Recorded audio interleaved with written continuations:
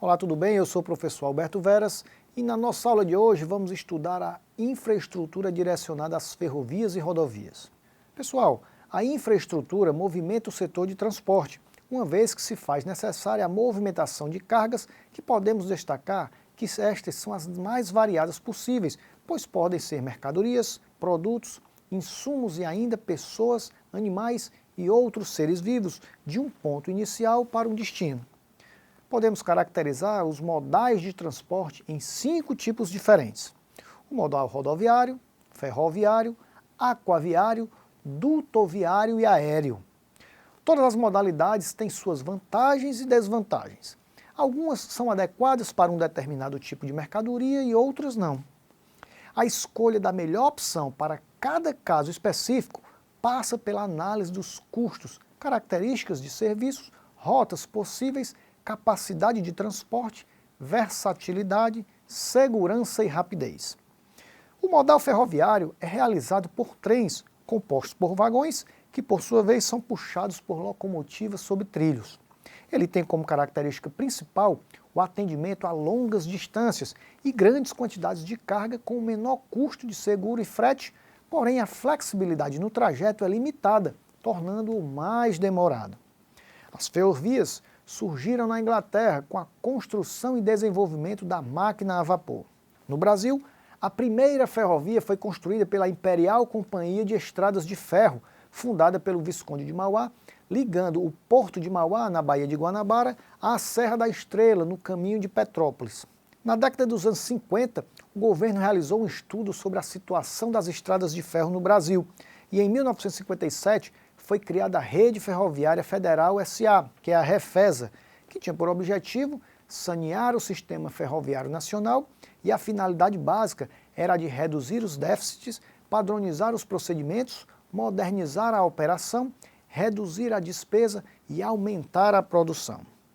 Durante toda a década de 1980, ela sofreu uma degradação da infraestrutura e da superestrutura da via permanente e do material rodante, que gerou uma grande perda de mercado para o modal rodoviário, mais eficiente na época, além de investimentos mal realizados, que geraram grande dívida à estatal.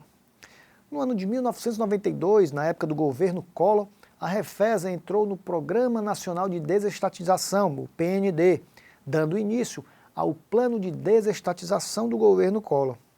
O Congresso Nacional aprovou no ano de 1995 a Lei de Concessão de Serviços Públicos. A abertura da economia, a inserção do Brasil no mercado internacional, a necessidade de alternativas racionais ao transporte de cargas e passageiros, rodoviário e aéreo, e a enorme potencialidade do setor de transportes concorreram para a privatização da Refesa em 1996 e da FEPASA em 1997. A Valec Engenharia, Construções e Ferrovias S.A. é uma empresa pública sob a forma de sociedade por ações vinculadas ao Ministério do Transportes, nos termos previstos na Lei nº 11.772, de 17 de setembro de 2008. A função social da Valec é a construção e exploração de infraestrutura ferroviária. Agora vamos avançar um pouco mais e estudar o modal rodoviário. O transporte rodoviário é aquele feito através de ruas, estradas e rodovias, sejam elas pavimentadas ou não, com a intenção de transportar de um ponto ao outro produtos, animais ou pessoas. No Brasil, este modal é o principal meio de transporte. O modal rodoviário se caracteriza pela simplicidade de funcionamento e se destaca por oferecer o transporte de diversos tipos de carga. Ao contrário do ferroviário, o rodoviário se destina principalmente ao transporte de produtos acabados ou semi-acabados a curtas distâncias, apresentando preço de frete mais elevado do que o modal ferroviário e o hidroviário, sendo recomendado para produtos de alto valor agregado ou então perecíveis. No Brasil, os primeiros investimentos na infraestrutura rodoviária ocorreram na década de 1920 no governo de Washington Luiz. Em 1926 foi construída a rodovia Rio-São Paulo, a única pavimentada até 1940. Os governos de Getúlio Vargas e Gaspar Dutra deram prosseguimento aos investimentos rodoviários. Na época do presidente Juscelino Kubitschek, de 1956 a 1961, que construiu a capital de Brasília, tivemos a instalação de grandes fabricantes de automóveis no país, como, por exemplo, a Volkswagen, a Ford e a General Motors. A manutenção de rodovias é uma das atribuições de todas as esferas governamentais, seja ela federal, estadual e municipal. As rodovias interestaduais ou federais são mantidas pelo Departamento Nacional de Infraestrutura de Transportes, o DENIT, órgão do governo brasileiro. As rodovias intraestaduais são mantidas pelos governos dos respectivos estados. Também existem as rodovias municipais, as chamadas rodovias vicinais, cuja manutenção cabe aos seus municípios. Merece destacar que o estado geral das rodovias brasileiras é muito precário. Tudo isso ocorre principalmente nas rodovias federais, ocasionado pelo alto trânsito de veículos e os caminhões geralmente trafegam com carga superior à carga permitida. Os serviços de manutenção são lentos e as verbas geralmente são insuficientes para a conservação adequada das vias. É importante citarmos a Agência Nacional de Transportes Terrestres, que foi criada pela Lei nº 10.233 de 2001.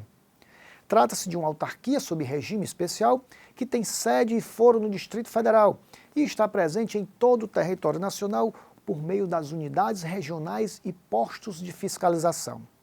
Ela é responsável pela regulação das atividades de exploração da infraestrutura ferroviária e rodoviária federal e de prestação de serviços de transportes terrestres. A sua finalidade é regular, supervisionar e fiscalizar as atividades de prestação de serviços e de exploração de infraestrutura de transportes. Com isso, ela visa garantir a movimentação de pessoas e bens, harmonizando os interesses dos usuários com o das empresas concessionárias, permissionárias, autorizadas e arrendatárias e de entidades delegadas.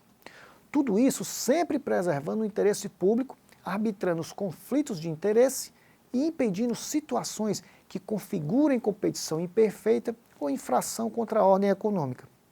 Pessoal, a Agência Nacional de Transportes Terrestres tem muitas atribuições e podemos aqui citar algumas delas.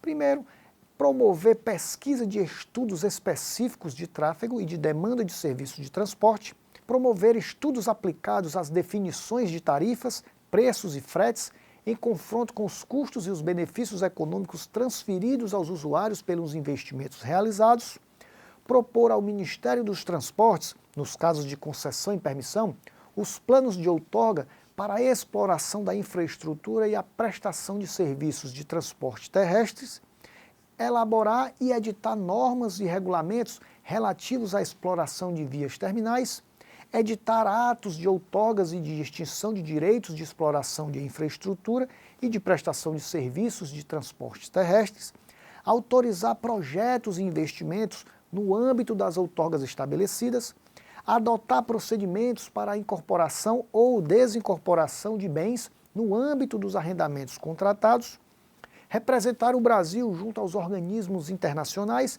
e em convenções, acordos e tratados na sua área de competência, dispor sobre as infrações, sanções e medidas administrativas aplicáveis aos serviços de transportes e declarar a utilidade pública para fins de desapropriação ou de servidão administrativas de bens e propriedades necessários à execução de obras no âmbito das outorgas estabelecidas. E é com essas observações que concluímos aqui a nossa aula de hoje. Não deixe de analisar o material didático disponível na sua área do aluno para melhor fixar os temas aqui discutidos. Tenham todos bons estudos e até o nosso próximo encontro.